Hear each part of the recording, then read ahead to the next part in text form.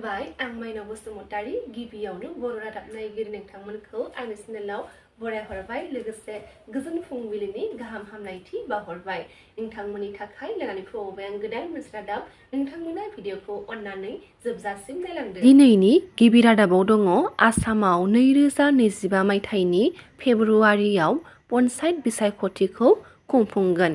फैगौ 30 दिसेम्बरनि गेजेराव जोबथा भटार फारिलाइखौ फोसावनाय जागोन आरो आसामाव फेब्रुवारि 2025 मायथाइयाव पन्चायत बिसायख'थिया खुंफुंजागोन होननानै गिबि मन्थ्रि डक्टर हिमन्त बिश्व शर्मा बिथाङा थांनाय 19 नभेम्बर खालि जालांनाय केबिनेट जथुम्मानि उनाव फोसावनायखौ नुनो मोननाय जादों। क'क्राझारनि साबा खौरांगिरिफोरनि मोनसे हान्जाया थांनाय 12 अक्ट'आव बिसमुरिनि सनापुराव मोनसे जाब्रबथायजों मोगा-मोगि जानांनायाव गोब्राब जोखोम जानाय अशक बर्मनखौ आथिखालाव बङाइगाव लवार आसाम देहा फाहामसालियाव फाहामथाय होगासिनो दङ। गागि खौरांगिरि अशक बर्मनखौ क'क्राझारनि खौरांगिरिफोरा सुलाद लाहैदों आरो एसे मोजां थासारियाव सफैनायखौ नुनो मोननाय जादों। क'क्राझार जिल्ला गसाइगाव महकुमानि सिङाव थानाय कसुगाव ब्लक बिपिएफनि बानजायनायाव कमल सिंह थुरिबारिनि गेलेग्रा फोथाराव सानसेनि हाबाफारिजों बिपिएफनि 6थि ट्रिनियेल कनफारेन्स खुंफुंदों। लोगोसे बे हाबाफारियावनो कसुगाव ब्लक बिपिएफनि आफादगिरि आरो नेहाथारिखौ गोदानै दाफामफिननाय जादों।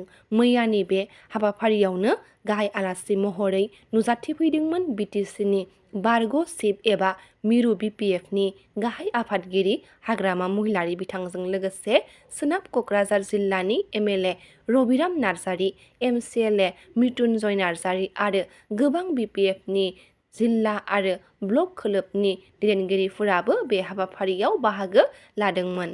लोगोसे हाग्रामा महिलारि बिथाङा हाबाफारियाव नुजाथिनानै कसुगाव ब्लकआ सिगांनिफ्राय गोख्रोंसिन जासिनबाय आरो फैबाय थानाय 2025 बिसायख'थियाव बिपिएफआ हारसिङैनो बिसायख'थि गेलेगोन आरो हारसिङैनो सोरखार दागोन होनना खौरांगिरिफोरनि सिगाङाव बुंथिनायखौ नुनो मोननाय जादों।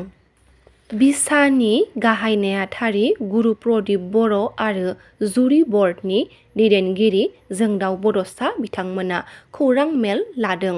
फैगौ 25 नभेम्बराव बिसानि 6थि बड' फिल्म एवार्ड 2024 खौ गुवाहाटीनि श्रीमन्त शंकरदेव कलाक्षेत्रआव खुंफुंनाय जागोन। बेवहाय गासै मोन 20 आयदानि सायाव फोरमान बिलाइ ट्रफिजों लोगोसे रांनि बान्थाबो गथायनाय जागोन होनना फोरमायथिनायखौ नुनो मोननाय जादों।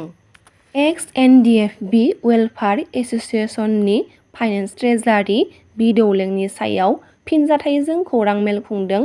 एक्स-एनडिएफबि बिमावसोमा बड'लेण्डआ जुगेन बसुमतारीखौ गेजेर ससेयाव आफाद गारनानै फैदों बुंनाया दुखुनांथाव जादों होनना फोरमायथिदों।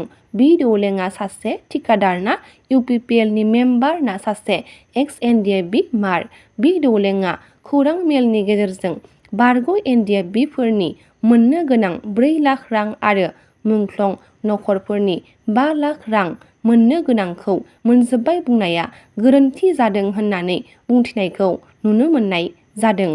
2024-25 मायथाइनि बड'लेण्ड इउनिभारसिटि स्टुडेन्ट इउनियननि बिसायख'थिया थांनाय सानाव जोबनानै थांबाय। टीम प्रस्पारिटीनि सा 11 आरो सा 1 उदां बिजाथिया देरहासार जानायखौ नुनो मोननाय जादों। बिसायख'थिया गाहायै एबसुनि मदद खालामनाय टीम प्रस्पारिटी आरो टीम भिजन मोननै हान्जाया मैखोमै बाहागो लादोंमोन। मख'जाथावदि बुसुनि गासै मोन 12 मासिफोरनि थाखाय सा 10 बिजाथिफोरा बिसायख'थियाव बाहागो लादोंमोन।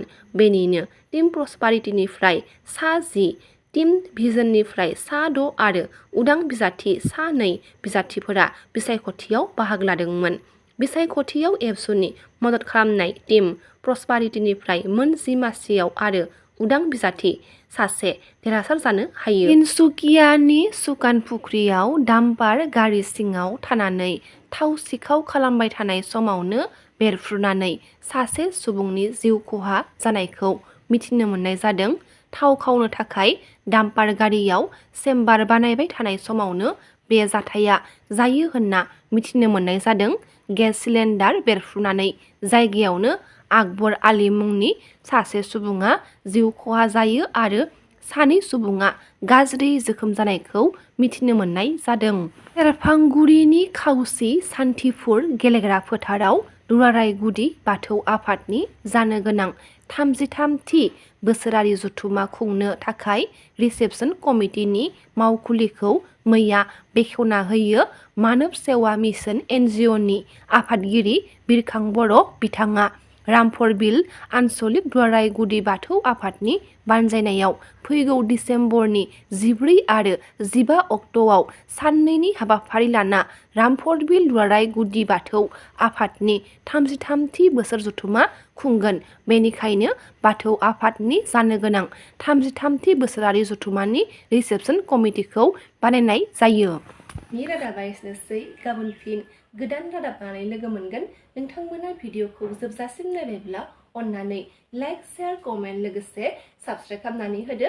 गोजोन्थों।